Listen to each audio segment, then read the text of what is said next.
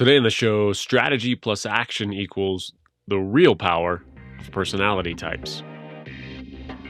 Great coaches and consultants like you have the ability to change people's lives and transform entire organizations. And your impact can often go far beyond the clients you work with. One of the reasons I love working with coaches and consultants is because of that ripple effect. This show is here to highlight your expertise and empower you with resources and new ideas to grow your business. Welcome to Strategy in Action. Welcome to episode 53 of Strategy and Action. Today is part 2 of my interview with Anshar Seraphim. If you haven't checked out part 1, make sure you go and do this, because as much as you'll learn from Anshar in this episode, you'll have even more context around his expertise and some of the things leading into today's discussion. So make sure you go and do that. Today we're digging into one of my favorite subjects, what I first heard him speak about, which is different personality types. And I think most folks, certainly if they've been in the business world, coaching world, certainly corporate America, you hear about the different kinds of tests you can take and all of that. And I think people's reactions to them range from it's a bunch of nonsense to, the gospel, and everywhere in between. I think they're fascinating because it's an insight into people. And that, of course, fascinates me. And there's a baseline that these tests give us that allow us to make sure that line of communication is flowing the way it's supposed to, so that we're not saying a bunch of things with our intent that aren't being received by the other person in the way that we intend, and vice versa, right? So it's really powerful just to have any kind of insight into people in a quick and efficient manner, so that as soon as we meet someone, we can sort of start to navigate that conversation in a much better way. And this isn't about putting someone in a bucket and that's where they live. You've decided who they are to their core from the beginning by any means. This is a way to start. This is a way to better navigate a relationship with someone, however high level or deep and intimate. It's amazingly powerful. And Anshar, educates us on not only understanding our own personality type and figuring that out and what some of the others are, but how to quickly use this and apply this in all these different ways. All right, let's jump in. Welcome to Strategy in Action, everyone. Anshar, welcome back. Hey, thanks for having me again. Yes, indeed. This is fun. We jumped in. We knew we'd have at least a two-parter. If you haven't checked out the part 1 of our exchange here, I encourage you to do so. There's some amazing background on Anshar, and as well as everything that we dug into, that now we get to skip, because we get to just jump right into the meaty stuff here. And we touched on it a little bit in part 1, which are these different, personality types. And I know you have a lot of experience in that and walking people through, which also bleeds into, learning styles and all of that, which is just, it's fascinating. But for the viewer and listener who maybe they don't care, well, we're also going to tie that all together in terms of why you should care and why you better care and how this makes you a better entrepreneur, coach, consultant, how all this ties together. And, this is one of those subjects, and I may bring it up again when we're in the middle of all this, that it can seem overwhelming when we get into personality types and learning how other people take in information. It's one thing to do it for ourselves, which I definitely want to start off with you and jump in with, and it's critical that that's where we start. But then as soon as we get into, well, now you need to learn something about each of these others so that you can apply that when you're interacting. You can recognize that in other folks. It can get overwhelming. So I want to make sure that we could bring this full circle by the end of it, so that that seems less overwhelming to everyone. So let's jump in a little bit of what we even mean by different personality types for folks who haven't dug into there yet. So one of the things I like to tell people, because I've been studying, this topic for coming up on 20 years now, is you don't need to become a master of psychology to do what you do. I think that any of us who've ever worked in a storefront or sold a product or a service understand that there's a certain set of psychological reactions to your product, service, presence, personage, storefront, so on. And where you need to start is you only need to focus on the part of psychology that relates directly to that. I have autism, so I have a lot of weird special interests. I got into close-up magic for a while, actually. I actually did that on the mezzanine level of the Silver Legacy for a little while. But one of the things that's really interesting is that, because, I was interviewing with Steve, and he was talking about being a bouncer at a nightclub. And it's not that he became a master psychologist, right? It's that from being that person that's at the door, he learned to recognize traits of people who might create certain situations or whatever when they win.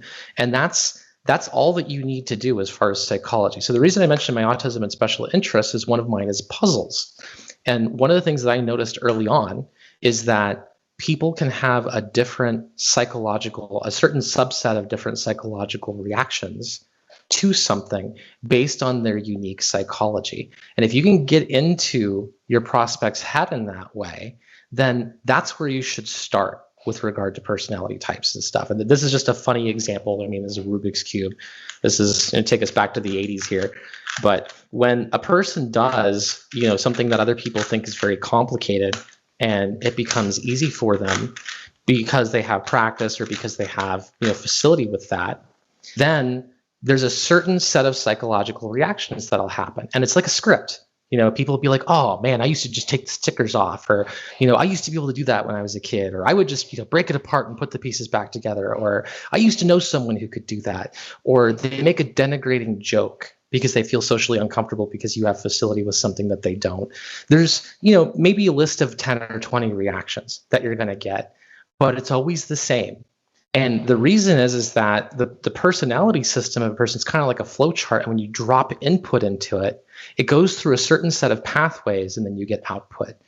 And what you can learn from that is that when a person comes into a psychological situation, maybe they walk into a jewelry store and they're looking for an engagement ring and they've never been engaged before, that psychological scenario creates a bunch of different predictable results in that environment. I was interviewing with Steve, and he had this huge skeptical look on his face when I told him, when I'm working at a store, let's say, and someone walks in, that I could identify their personality type by looking at them. But the reason that I'm able to do that is because I'm not looking at that person devoid of context. I'm putting them into a situation with a stressor and then looking at their reaction to that. And since there's a limited number of reactions that can happen in that scenario, now I'm able to look much differently at personality and communication, because all I need to know is how the different types respond to that scenario. Are they telling me about, being used to take the stickers off and making a joke? Are they doing this? Are they doing that? And so with the jewelry store, it's the person who comes in and they've already got 3 printed out pieces of paper with a whole bunch of information on diamonds, and they've got 6 business cards from going to different stores, and they look as if they've seen a ghost. Or the next person comes in and they work in sales, and so they're not wanting to make any direct eye contact with anyone because they don't want to be sold on anything, because that to them means that they're, in the shark tank instead of being the shark, or the person comes in with their partner and they're like rolling their eyes behind them like, oh God, how much is this going to cost me today? This is the 8th store she wanted to go and look in. There's a certain set of psychological reactions. If you can find out what the most common reactions are to your product, your service, your consulting, your coaching, or whatever, you will be able to identify immediately a certain subset of objections, emotional framework, personal framework, and that already gives you a starting point. So it's important for me to mention that before we get into personality typing, because that system can seem more complicated than it is. What you really need to understand is what happens when you drop input into that system, what kind of output are you going to get, and how is that going to change your approach? I think one of the biggest mistakes in sales and negotiation is that people can jump into a spiel. And that happens as a result of a lot of different things. One of them, it could be introversion. Now we're being forced to be extroverts, and so we have to systemize that. But another is that we can get so used to giving sales presentations or product or service presentations that we kind of jump into the same information and use the same sentences and stuff over and over. And that is a huge mistake in anything but the most logical of sale processes, because the same behavior that closes one client will walk another. And this is where communication and personality type comes in. So with that preface, the first thing that we focus on before we move into personality type is communication. Yeah. Awesome. And just to keep the viewers and listener who maybe isn't fascinated by this, or if they feel like it's too scientific or anything, I want to bring those folks into this better frame than that, because as humans we just think, oh, we just need to interact with people as people, and when you put them in these buckets and they're going to react. Well, no, what we're talking about here are tools so that you can actually be more human with them. It's actually the opposite, because if you don't take this approach, what you just talked about, if you just go into some rote script that you give to anybody who walks in the door, that's about the least human thing you can do, right? Because it's, again, right, all about you, all about what you're selling, and not about that other person. So make sure that, as you're watching and listening to this, that you're doing it through that filter. Like, these are the amazing tools so that we can relate better to that other person and actually build some kind of relationship there. See, and this can be, a problem for people that are highly emotionally intuitive. I was doing an interview with Marlana, and she's an INFJ, and that's one of the rarest personality types. And it's kind of like being Sherlock Holmes with emotions. And, if you imagine, she's got great people skills as a result of that, because she can sometimes tell when that emotional narrative is changing before the other person even realizes that it is. And that's great, right? The problem is that when you have a natural skill, you don't always know how to do it reductively. You don't know which parts of an approach to take out. Plus, you are always looking at things through your own framework. One of the biggest mistakes that we make in communication, interpersonal dynamics, is we do that whole golden rule thing of treating other people the way that we want to be treated. And that's a great ethos. It is. It helps us be able to treat strangers that we haven't met with respect. But it also completely invalidates the fact that that person has different needs, different style, different communication, and a different experience than you. And you see it in romantic relationships all the time. Maybe one person, their personal value system, because of that, doing something like cleaning the kitchen for a spouse before they come home, that to them would be really meaningful, because it's not empty words or promises. It's not a platitude or a simple gift or something. They actually took the time and effort to do something that improves the space and show that they're invested. So that might really resonate with that person. But then if that same person, when they want to show love and affection to another person, cleans the kitchen for them, but what that person actually needs is quality time, or a gift that shows that you understand who they are, or physical touch, or words of affirmation, whatever their love language is. If it's not the same as yours, they'll walk right past that kitchen that you spent 2 hours on, or just say, hey, the kitchen looks nice, and then they'll just walk right past it, and they don't feel any of the things that you're trying to transmit. And that can be a critical error. So instead of using the golden rule, we try to use what's called the platinum rule, which is you treat other people the way that they need to be treated. And in order to do that, you have to learn enough about what's important to them to do that for them. And that's one of the other things that we get to in interpersonal dynamics. So I think the first approach we have to talk about is peer groups. And the reason that that's so important, because that kind of gives us the rubric of why personality typing is so important. Peer groups, and this is important sociologically and with evolutionary biology too, because that whole herd animal mentality. If you got a group of primates and you got another group of primates, and they're competing for resources in an area, and one chooses to go off in one direction and one chooses to go off into the other, from a biological perspective, we don't really care about the survival of the other group. We don't care about their needs, wants, and desires as much as we do about our own. And any animal that functions in a social structure like that, and human beings included, that is a mindset thing. And I've given this example before, but if you consider something that was really big and on the news, like September 11th, for example, we lost quite a few thousand lives then. But in that same time period, we had like 10 times as many people dying to Boko Haram in Africa, but it wasn't even on the news. And the reason is that they're not in our peer group. We are only predisposed to care about people that are like us. So if you can understand how powerful that dynamic is, I think one of the ways that people can relate to that, and it's a crude simplicity, but if you've ever seen a group of like friends standing around in a circle and something happens to one of them, maybe they get kicked between the legs or something like that, you'll see a physical reaction in all of the people in that peer group that are connected. It's also the reason that we can enjoy an emotional reaction on YouTube or enjoy watching sports, is that our brain, if we relate to what we're seeing, actually lets us have a phantom experience of whatever's happening to that person that's in our peer group. And that means that provided that you can establish a peer relationship with someone, that you literally have the ability to affect their neurochemistry in a direct way and change their emotional and psychological impressions. And that's what everything is about when it comes to communication and building trust and getting buy-in and directing behavior and being a trustworthy source for someone to ask you questions and not creating an adversarial sense in the sales relationship. And so those peer dynamics are crucial. So before we get into the nuts and bolts of personality type, we first have to talk about communication style. Because the first way that we identify other people as being like us is how they communicate. And you'll see lots of really basic things. Does a person use a lot of gesticulation with their hands when they talk?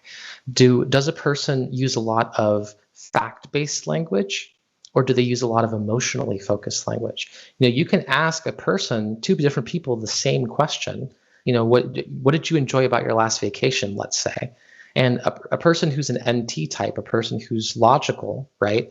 They'll give you a laundry list of all of the goals that they accomplished or the places that they saw or, what they did at what time and why. And then the person who's emotionally focused will talk about how those things felt and how it changed their narrative and what was different. And it was so amazing to look at the Sistine Chapel, look at the ceiling and how it felt, and because they're emotionally designed with experiences, and that's how they transmit them as well. And if you're not using that same language when you talk to that person, you have already othered yourself as not being in their peer group. And this is why learning, a little bit of a smattering of the languages in your local region or in your customer avatar and your customer base, it's not that you need to be a polyglot. You don't. You just need to understand the cultural narrative and the language narrative of that culture. Because if you could drop little shibboleths, little things that identify you as being closer to that social group, it will completely change the reaction in that person, because it's almost like they've met a friend that they haven't met before. And you will see that in sales, when that moment happens. And that cognitive reframe is important because it means that they are mentally moving you either closer or further away as someone in their peer group.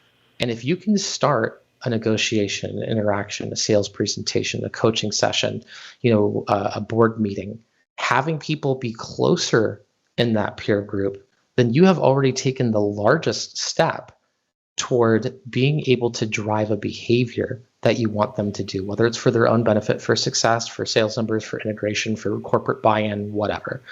Yeah. And go ahead. Sorry, real quick too. Like, it's important to note why it's so critical to take the time to learn this kind of stuff, because they won't tell you otherwise. You won't know otherwise. They won't know otherwise why there's a disconnect, right? Yeah. They won't know. They're not consciously going, oh, he's not in my peer group now because he doesn't speak. It's all this subconscious aspect Reaction of to things. Stimulus. Yeah. Yeah. Yeah, absolutely. And like with Marlana, she's talking about being an INFJ and being emotionally intuitive. I bet she until she had that talk with me, she never considered that using that process on someone who's very logical or who's very introverted can make them feel invaded.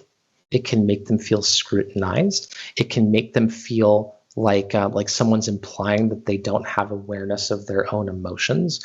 You have to be aware, and this is where self-inventory is necessary. And that's why when we talk about personality types, we start with finding out our own. And if you can understand your own preferred method of communication, are you fact-based? Are you feeling-based? Are you a fast-paced communicator, or are you more deliberate? It's not that. I think that sometimes people associate people who communicate slowly maybe as being less intelligent, and that's not it at all. When people are framing their ideas and expressing them, everything from the kind of household they grew up in to the culture that they grew up in, all of those things affect the way that they transmit information. And when you get into advanced psychology, also their jobs, their chosen vocation, or the kinds of challenging social situations that they put themselves into also affect communication style. Because if you're a C-suite and you're an introvert and you have to do public speaking and you have to get buy-in, there is a mode that you will move into in order to be able to do that. I was working with one C-suite, and she's an engineer, right? And she's on a board, and she's trying to get corporate buy-in. And every single time that she was on a scientific topic or something like that was natural for her, her glasses would be down, almost no gesticulations. Her tone would be one way, the kind of language she would use would be one way. And then when she talked about something that was outside of her sphere of influence, but that she had learned about in her position, the glasses would come up, and the hand expressions would change, and the kind of language, because she would be, doing it from almost like a teaching perspective. And one of the things that you learn from the Jungian archetypes, because that's what the Myers-Briggs is based on, the MBTI, is that Jung asserted that there were unconscious personality types and that there were conscious personality types. And what that means is that you have a base type that's comfortable for you, that you've developed as your own mode of expression, but that also means that there are alters that you can put on to move into a different mode, and you can construct those from scratch, or you can construct them by accident. And when you're able to do it with intention, that means that you can create one of those alters to be able to act as your emissary when you're dealing with people with different communication styles and stuff like that. And you can do that approach on purpose. So that's where personal inventory starts. So there's lots of different easy ways to take the Myers-Briggs. Some people can get skeptical about the Myers-Briggs because Myers-Briggs, they weren't actually psychologists. What they did is they did the same thing that the people who did body mass index, but they were statisticians. They were looking at census information about bodies, and they were trying to integrate that in an easy to read way that made sense with the data. They did the same thing with psychology, but it's based on the Jungian archetypes. And this isn't, we talk about the Furrer effect in psychology sometimes when we give people astrological zodiac, horoscopes or something like that. And people will want to apply things to themselves. This is different. And it's because they're asking you directed questions about the way that you handle situations and that you perceive things, and then taking your own answers, your own information, and showing you what happens when you answer yes to this question, yes to this question. Well, you probably do it this way then. And you'll get to see trends in your own personality. So I recommend taking that test. You can take a longer, more involved one for like a paid one. There are free ones that you can take that are shorter, but be aware if you take a shorter test that because there are, and this is one of the things that people mess up, because there are unconscious and conscious, you have to think about what is your nature, not what have you learned to do, because we want to separate those into two separate piles. So when you're taking the Myers-Briggs, you want to ask yourself, what is my normal psychological reaction to this? Not what have I learned to do, what is my normal inclination? And if you can do that, then you will be able to identify the different earmarks of personality that you have. Personality goes on a spectrum using their rubric, and there's lots of personalities out there. I'm not saying don't take a different one. I'm just going to be covering this one because it can be a big topic, and I don't want to talk about it for 5 hours. But you've got 4 letters, and they indicate introversion to extroversion, intuitive to sensing, thinking to feeling, and perceiving to judging. And those are on a spectrum, like a number line, right? And so be aware that this is not a checkbox. It's not either I or E. They'll give you a percentage. Where are you on that spectrum? And then it'll be the same for each one. Now, for someone who's very polarized like me, I mean, I literally have autism, so there's a reason for that, right? I'm like 97% introvert. I'm like 96% intuitive. I'm like 98% thinking, and I'm like 94% judging. So that personality type is going to read, like a riot act to me, because it's going to be dead on the money because we're identifying it by those types. When you're more in the middle, let's say you're an ambivert, right? And you're halfway between I and E. And when you get that test result, you're like dead smack in the middle with just a slight preference to E or I.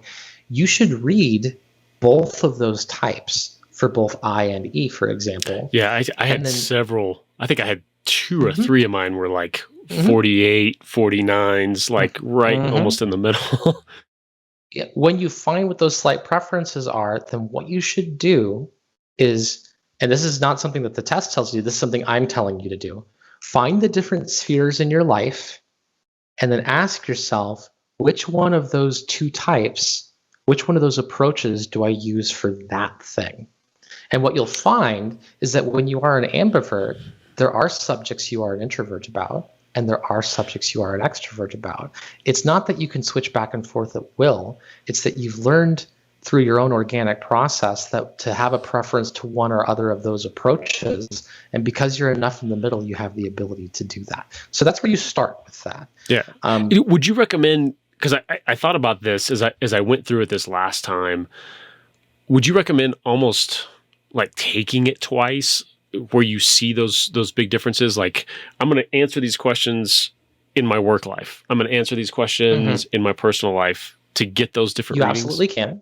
You absolutely can. I think that one of the things that can be really helpful is you can ask yourself the question, what kind of personality type would I want to represent my brand? What would make it easiest for me to be able to connect to my clients or the people I need to get buy-in from? And then put yourself into that mental mode. Answer the questions that way. And then when you read that personality type versus your own, you'll be able to recognize the gap between point A and point B and what skills it is that you need to work on and where those disconnects are. And this is when we're talking about how to be able to apply advice and make it work, going backward from the desired result. Find out what the desired result is. What would be the most effective way to transmit my personality, my unique brand, whatever, in order to serve the people that I'm serving, and then go backward from that. All right, well, that goes into these elements of personality. These are my current gaps. What are the steps to be able to get there? Okay, well, I need to get into a peer group of people with this personality type. I need to put myself into this or that challenging situation. Then you can make a plan. Go ahead. Yeah, well, I was going to say, is there a scenario that you see that we should even create this other, like that it shouldn't just align with your personality type? Is there a scenario that you've seen or come across with, like, that it makes sense to go and create a brand that's a different one? I think one of the problems with entrepreneurship, especially like solopreneurs, is they start getting into this mentality of selling themselves. And at a cursory glance, that seems like a good idea, but what you really have to focus on the recipient of the message. And sometimes we forget about the people who would need our good or service the most because they're the people that are least like us. I don't think that it's about selling yourself. I think that it's about looking at who it is that you're serving, looking at it about what you want to accomplish with them, and then finding the parts of yourself that allow you to have a unique perspective on that, and then use good communication and understanding to be able to convey what makes you different, special, unique, better in your approach. Because that's the part of you that's unique and different that you do want to sell. And the rest of it is probably holding you back from being able to connect to the people who are least like you and still need you. So when you go and take the test, and I'll give you, here's some really easy way to find a free one. If you go to Google and you just type in J types 2, it's all one word. So JTYPES and the number 2. Human Metrics has a free test. It's only 69 questions. Now, if you take like Myers-Briggs, like a career planning class or something like that, they'll be like 300 questions. That's because they want a larger data sample size. So because you're taking a fast free test, you have to really, mentally focus. Okay, this is my default personality style. This is the way that I inherently react to things. Don't overthink the questions, but you have to have it through that lens. And you can get an accurate result. And then you can go to a more in-depth site like 16personalities.com, for example, and then there'll be a full profile workup on that particular type.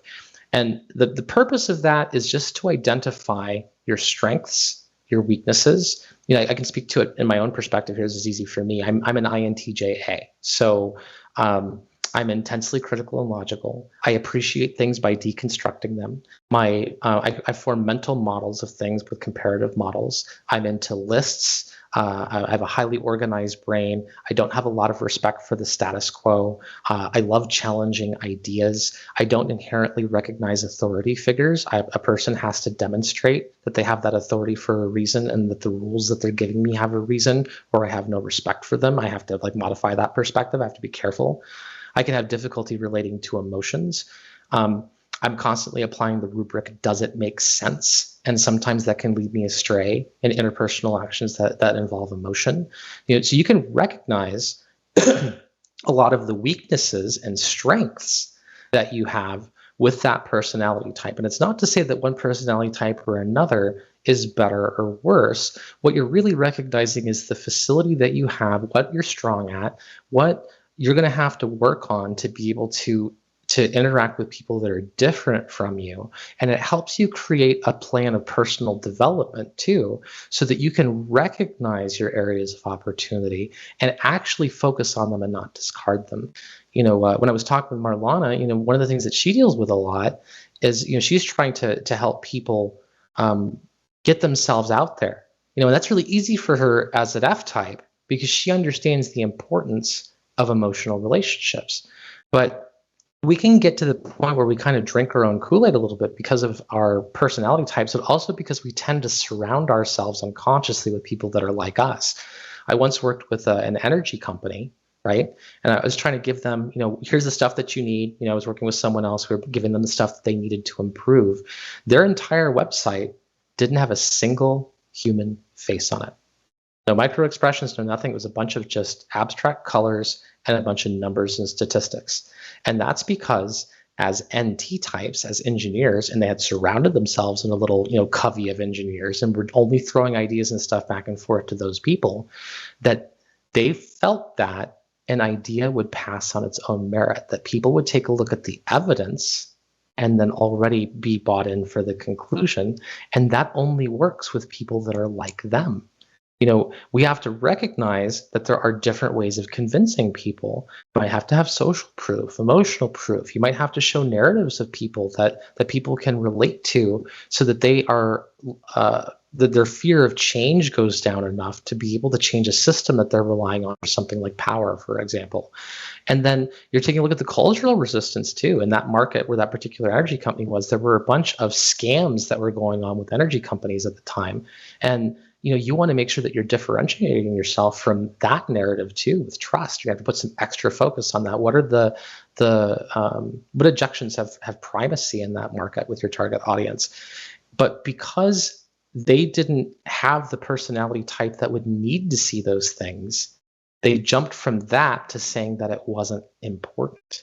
And after being given the entire presentation, they weren't able to recognize that that was something that they needed. And they shrugged their shoulders and decided not to do it. And to this day, their site is just a whole bunch of colors. And there hasn't been a lot of market movement with them recently as the last time that I looked. So these lessons are hard won.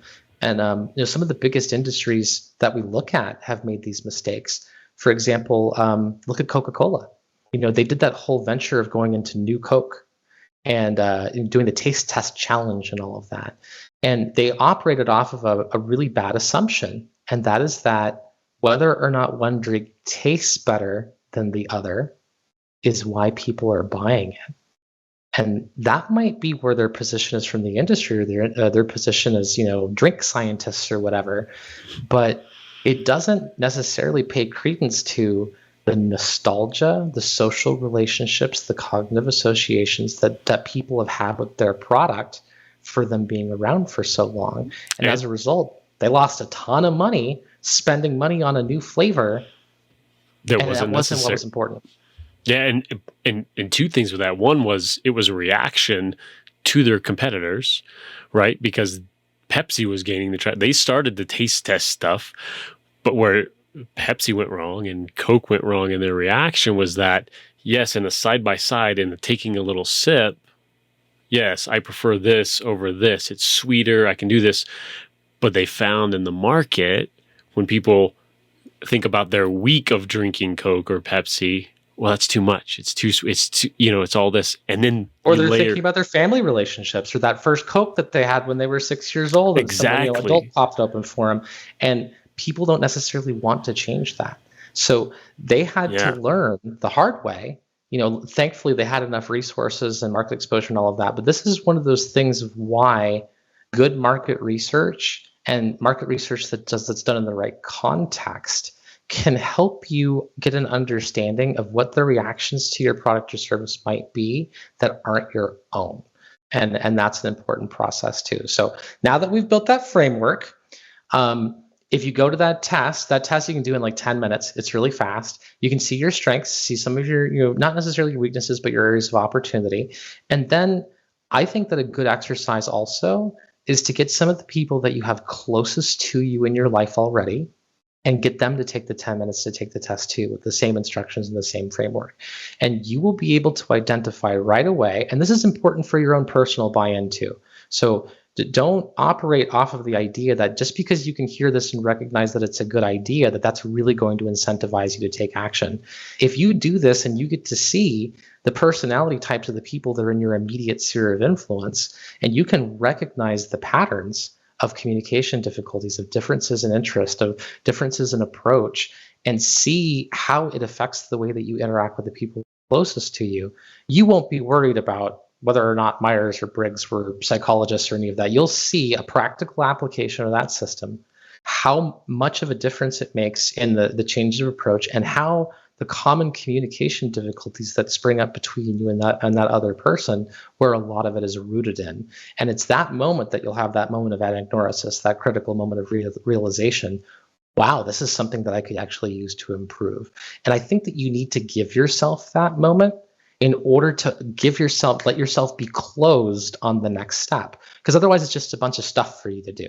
And we hear a bunch of that in this industry. People give all of this advice. And if you can do something simple like that to see how much of an impact it has, then you will understand that is a critical gap, a critical area of opportunity in your way that you present your good, your service, or your personage, in my opinion. Yeah, I think that's strong. Yeah, when you can put the things together, it's that critical aspect of like learning something, but then actually knowing something, right? That difference. And when you can first identify it in yourself, great. Oh yeah, I do that. Oh, that's interesting. Oh, that does resonate with me. But then what you're talking about, that's the real, I think, like hook in, is when you can see that other person. And that's why we always butt heads when we're trying to figure out where to go to dinner. Because now you're going to be motivated, because if you change that one thing with that one person who's closest to you, now it's affected your life. And now you're like, results. Okay, how do I point this at making money? Because then you'll be like, okay, this is powerful. Let's do that now. Now you're going to take your own action, right? So with personality, I think that's important, is understanding that people have different framework and that you have to present ideas differently. And then talking about peer groups, the more like ourselves that someone else is, the more influence they have. And there's simple elements in communication that you can do. So remember, we talked about identifying, fact-based or feeling-based language. You want to change your language and also your pace to match that of the other person. And being able to alter your communication style to mirror the person that you're participating in it with causes them to unconsciously start to reframe you in their peer group. And you'll see people who identify as like social chameleons, they'll automatically start to change their accent or their verbiage or their slang or some of their body mannerisms and stuff like that. But you always have to do it positively. And this is where doing things out of intention is so important. Like, you might know that you need to mirror body language, right? But if the person that you're talking to is cold and then you mirror this, well, this body language can also mean opposition or defiance or being closed to ideas. And when you put your body into different positions, it not only affects your mood and the way that you communicate and the range of your body expressions, but it also affects the framework of how that other person is receiving you. So you have to know what the different bits of body language mean and only mirror things that are positive so that you're positively leading the interaction. And what's cool is if you successfully do this, it's not an abstract concept. You will see a change in your prospect, and you can even test it, right? And you test it by making a minor change in your body language and watching to see if they reciprocate and move theirs. And if another person modifies their body language in response to yours, you're in sync, you have rapport, move on to the presentation. So that's the milestone. And until you have it, don't present. And if you have more people on your sales team and you're not making the connection, turn over. Who is most like this person that it's going to be easier for them to persuade? I mean, older couple walks in and the guy's ex-military, and I've got a guy in the back who's 62 years old and he's ex-military, and they come from a certain cultural background that he's familiar with. Oh man, I'm going to shoulder tap him. No problem if I'm a sales manager, because I know that all things being equal, assuming everyone's selling skills are the same, that guy will sell 10 times as much. They're much less likely to walk. They're much less likely to have objections that are just based on an emotional framework. And they're going to have an incredibly positive experience and recommend to other people in their peer group they come back and see that associate. And if you can get in your head into that process and recognize how important it is, and you have to create moments that allow you to have that impact so that because you have to fervently believe in things in order to be able to get the ball rolling. And that takes me to my next topic, if you want to talk about it, is talking about dopamine and a dopamine detox, because I think that is probably one of the most horrible grinding halts that I have seen in entrepreneurship, C-suites, all of it, that stops people from being able to put new behaviors into place. So we can focus on that now, or we can do it in a future episode. Yeah, dig into that, because I think it was one of the other interviews I heard with you kind of go into that, which is fascinating. It was from a different perspective when we talk about digital detox and stuff like that. I'm always just like, yeah, whatever. The way you frame this made so much sense. And then, yeah, tie those things together on how that relates to kind of exactly what we're talking about here. Okay, so one of the terms that we use in psychology in diagnostics is there's something called anhedonia. So anhedonia is the inability to feel pleasure or satisfaction from the things that normally to you. And so dopamine, I think it's mislabeled a lot. We tend to think of it as like a pleasure neurotransmitter. And what its real function is it drives action and programs behavior. So if you're thirsty and you see a glass of water, dopamine is what gets you up out of your chair and gets you to go and pick up the glass of the water and then drink it. Now, it's only about expected outcome. You might stand up and go over to the glass and it might be full of turpentine or vodka or something else. You might see a piece of cake and be excited about, oh, I'm going to have a piece of that and eat it. Dopamine puts it in your mouth. It might taste terrible. But dopamine, those pathways, it also allows us to have the ability to invest in and take satisfaction from activities. So one of the problems of being, and remember, we talked about the difference between evolution in our first episode, the difference between evolutionary biology and how that narrative can sometimes sabotage us when we move into of technology. Dopamine, because it's involved in everything, basic things like food, water, sleep, reproduction, safety, all of that stuff. It's cool that in that you can reprogram it in as little or as 2 or 3 days. Some of the things in the brain have a much longer reset time on them, but dopamine, by virtue of the fact that it's key to so many things that are involved in survival, it has to have a shorter reset time. So I think all of us have had the experience at one point or another where we don't have a desire to do an activity that we know that we enjoy and that we love just because we don't feel like it's going to give us any pleasure. And what happens is that we get so saturated by high dopamine activities, things that that give us a really big pop in the nucleus accumbens, that hit us with a whole bunch of pleasure. And those pathways get programmed to that stuff preferentially. And then it makes all of the things that are below that level of stimulation seem uninteresting. And this can be crippling for so many people to be able to take action. And so what you do is you reprogram your dopamine pathways, and it's very simple.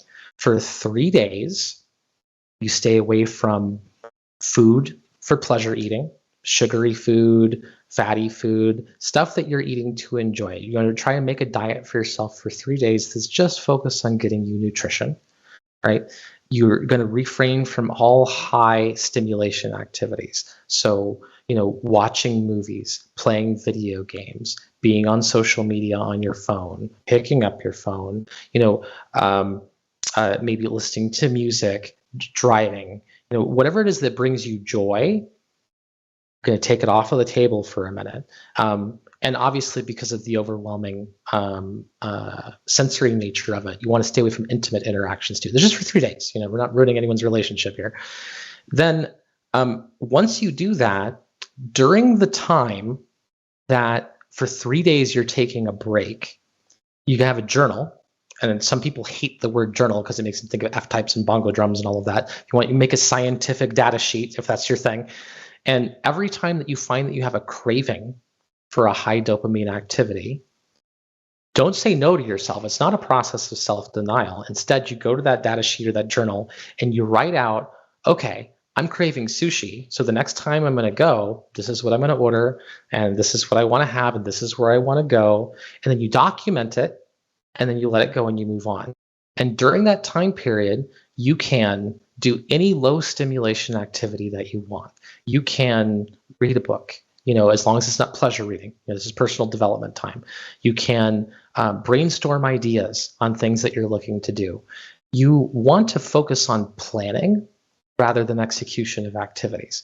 And that way, your body has a chance to change its tolerance.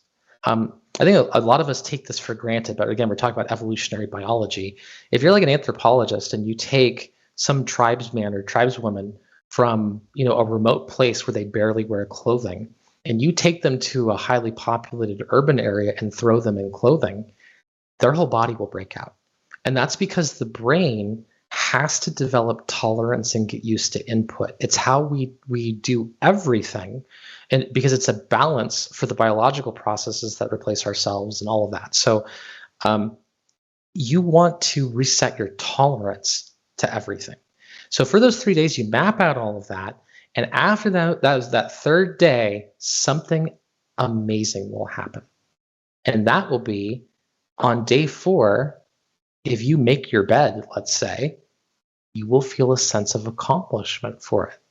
If you finish that research paper, you will feel a sense of accomplishment for it.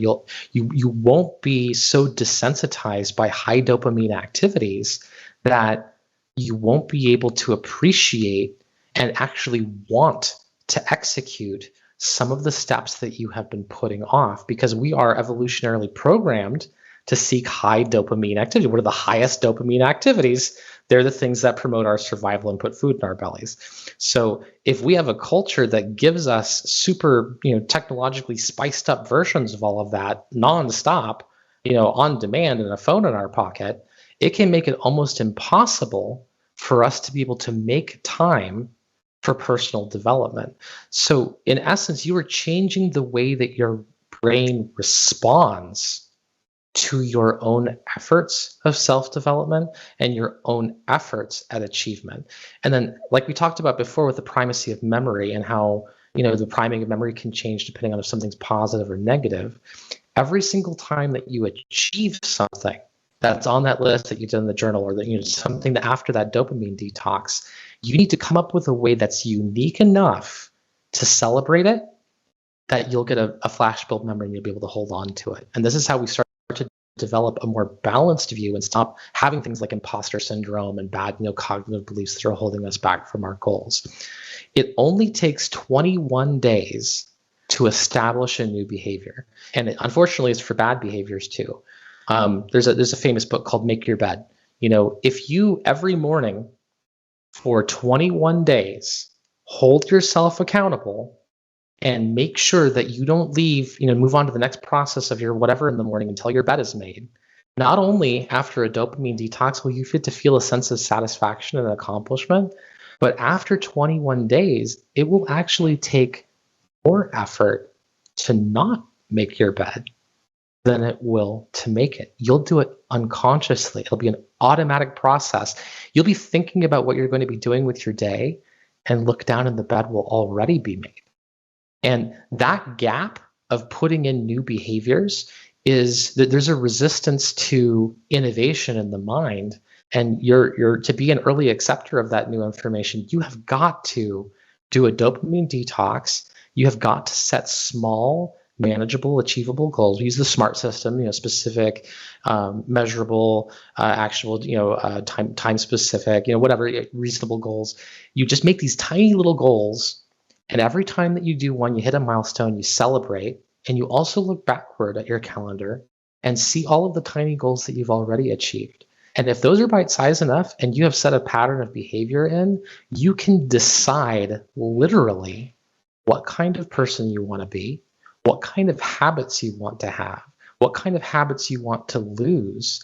And you will have a methodology for being able to reprogram the things that bring you pleasure and make it so that the things that bring you pleasure are things that also advance your success. And then you will become an inspiration to the people that are around you because they will see everything that you have achieved. And to you, those things will be effortless. Yeah, and it's that manageable. It's that possible and doable. I mean, we're talking, take a couple of days for this detox. Take 21 days for a habit. I mean, that's a snap of the fingers moment in time, right? And string a couple of those together and you've absolutely changed your life. But the same thing happens in reverse. If we go 21 days on high dopamine activities and we do 21 days of being in a context where we're doing a bad behavior or a lazy behavior, that becomes the default. I think that after studying psychology for almost 2 decades, the model that I like to think of, the metaphor, is that the human psyche is kind of like a pearl in an oyster. And you get like a little grain of sand or a seed or whatever, it gets into that oyster, and that little irritant, the oyster is constantly putting layer upon layer upon layer upon the outside of it to protect itself. And that is how our modalities of personality and personal expression are based on our belief systems. We don't think about it abstractly, but let's say you see a lot of this in people in relationships. If you were really unlucky and you got a very interpersonally exploitative or like narcissistic partner, which is like 1% of the population, right? And then you were unlucky again, either through habits or maybe the way that you were raised, where to seek a particular personality, that kind of thing, that you happen to date like 2 of those people in a row and they had a really deleterious effect on you. Or maybe you went into a particular business venture and it really burned you twice. It doesn't matter to the brain that the actual percentage chances of those happening are only like 1.5%, 2%. Instead, your brain sees the intensely negative experience. And if you're not in charge of your own psychology, you will start finding yourself drawing boundaries, coping mechanisms to be able to avoid that kind of situation even though it's not actually statistically likely. You could redefine all of your level of trust with people and relationships, be unwilling to open up. You could be very leery of commitment. You could have an entire strata of all kinds of things that are just based off of the belief system that if you don't protect yourself, that you're going to be hurt and taken advantage of. And that experience is based on that small sample size. You fell asleep watching the History Channel and woke up believing in past lives because you had that experience and it was really powerful. And because it was powerful, you think that that's synonymous with truth. And that's why examining those belief systems and comparing them with reality is really important. And whether you have a therapist or you don't, finding a person who's not judgmental, that has a different perspective than you. Avoid that desire to find someone who's just like you. Try to find someone who's different from you, who has different perspectives on things. And bounce your process, bounce your beliefs, bounce your ideas off of that person so that you can check. Because if you get the right person, they'll ask you the right questions to find out whether or not those beliefs that you have are conditionally true, completely true, not true at all, or just based on a limited set of experiences that have ill-informed your process. Yeah, and that are keeping you have no idea about. You don't even know you have a belief around that. That is just truth, right? Mm-hmm. There's so many things like that. That's what makes this entire subject so powerful. I love it. I appreciate you being on here and sharing this because I hope it's opened up people's eyes as even if you're not excited about it.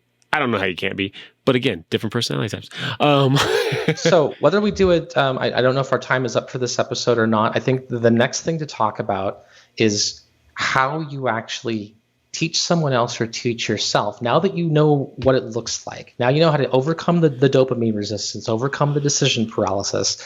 You know that you need to go backward from the desired result and break it up into tiny little steps. You know that you have primacy with negative memories and that you're going to have to combat those associations in order to have a more balanced, realistic, factual impression of both yourself and your process. You understand that you can't just use your own approach to talk to everyone. Now that we have that framework, now we have to talk about how to get those new skills. And if necessary, especially in coaching or consulting, how do we transmit those skills to someone else, have them own them and put them into that process without sitting down and giving them a 3-hour, talk on how dopamine processes work and all of that, because you can't necessarily do that with everybody. And sometimes people are just focused on results. They're coming to you because they want solution for a specific problem. And if you try to go uninvited into their entire belief system or their cognitive process and they're not ready for that information, then it will always be perceived as an attack. The only way that I've found that a person will come to you and actually be excited about hearing about that kind of stuff, if it doesn't necessarily align with their own personal belief system, is if they see you as a more successful version of themselves. And if they're willing to have that perception, then they come to you knocking on your door, asking for information, and they want to know what is missing from their own process or what are they looking at the wrong way in order to be able to take the next step. And honestly, that's what I look for in a consulting client, someone who recognizes the gap, recognizes what it is that they have to gain out of it, and just doesn't know how to do it, because that person's ready to change. And for someone else, you might spend the first 10 sessions just trying to get them on board with change in the first place because they're convinced that their approach is the only way to be successful. That's huge. If you're able to, let's make that a part 3, because I know we've taken people for an hour here, taking a deep dive.